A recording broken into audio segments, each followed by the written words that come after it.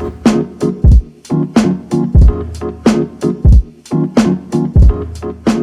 it's time for America's Talking, with headlines from across the country you can find in the description below or in your inbox with the Center Square newsletter, free at thecentersquare.com.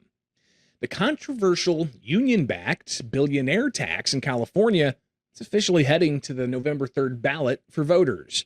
The Center Square California reporter Madeline Shannon reports Secretary of State Shirley Weber announced the California Billionaire Tax Act exceeded the number of signatures it needed to qualify for the general election. Now, the initiative aims to impose a one-time 5% wealth tax on the Golden State's billionaires to generate $100 billion in revenue. The tax would apply to assets like art, stocks, and bonds. That money would be used to help backfill reductions in federal funding for K-12 schools, health services provided by Medi-Cal, and aid from the Supplemental Nutrition Assistance Program known as CalFresh in California, according to previous reporting by the Center Square. Now, representatives from the advocacy group Billionaire Tax Now and the union backing the tax, Service Employees International Union United Healthcare Workers West, did not respond to the Center Square before publication time. Critics say if the measure passes, billionaires will take their billions and they'll create jobs in other parts of the country, not in California, while supporters say billionaires and corporations, quote, need to pay their fair share. The American Parents Coalition calling on Congress to examine federal funding of the national academics in sciences, engineering, and medicine, stating in a letter that the organization pushes radical political ideology onto school children nationwide using tax dollars. Executive Director of American Parents Coalition told the Center Square that taxpayer dollars should never support institutions that promote political activism. Now, the letter they sent stated while the particular educational organization receives hundreds of millions of dollars in federal funding every year, it's transformed itself into a platform for pushing radical political agendas into K-12 classrooms across America. The letter says that the organization's workshops, curricula, partnerships, and DEI-framed publications appear to be direct conflict with federal directives from the Trump administration. NASM was founded to advise the government on issues related to science, engineering, and medicine, according to its website. The Trump administration announcing this week it is moving civil rights and special education programs to other federal agencies in an effort to continue dismantling the U.S. Department of Education. Here is the latest from the Center Square education reporter, Esther Wickham.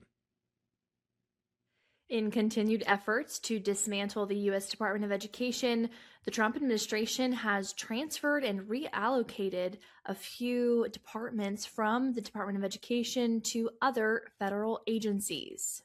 Now, the main two federal agencies that they've transferred over to is the U.S. Department of Health and Human Services, as well as the Department of Justice. The DOJ will take over civil rights enforcement, student privacy protection, and other training programs, while HHS will take into consideration special education and rehabilitation services. According to Education Secretary Linda McMahon, that this is an opportunity to cut bureaucratic oversight, red tape, and essentially give more access and more control over to the state and reducing federal government when it comes to education. Now, this transfer marks a significant step for the Trump administration since over the past year, they've taken steps to reduce and dismantle the Department of Education in order to give more control and access back to the states.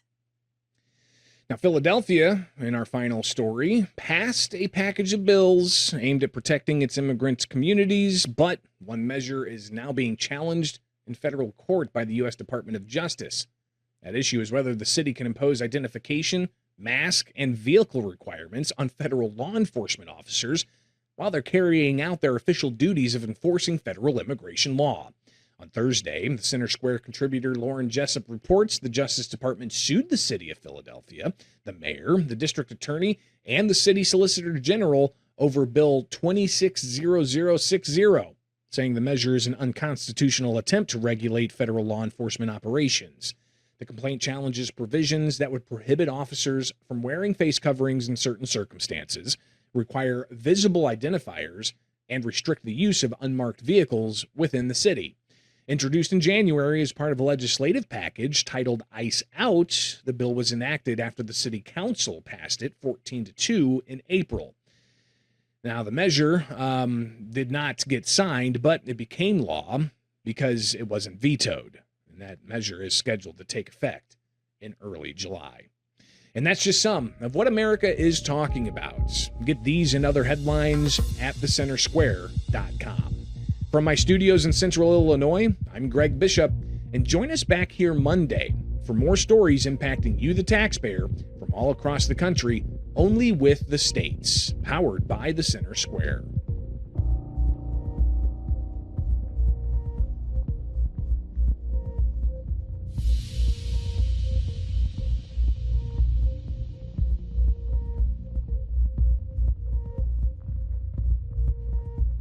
All right, just 1 minute.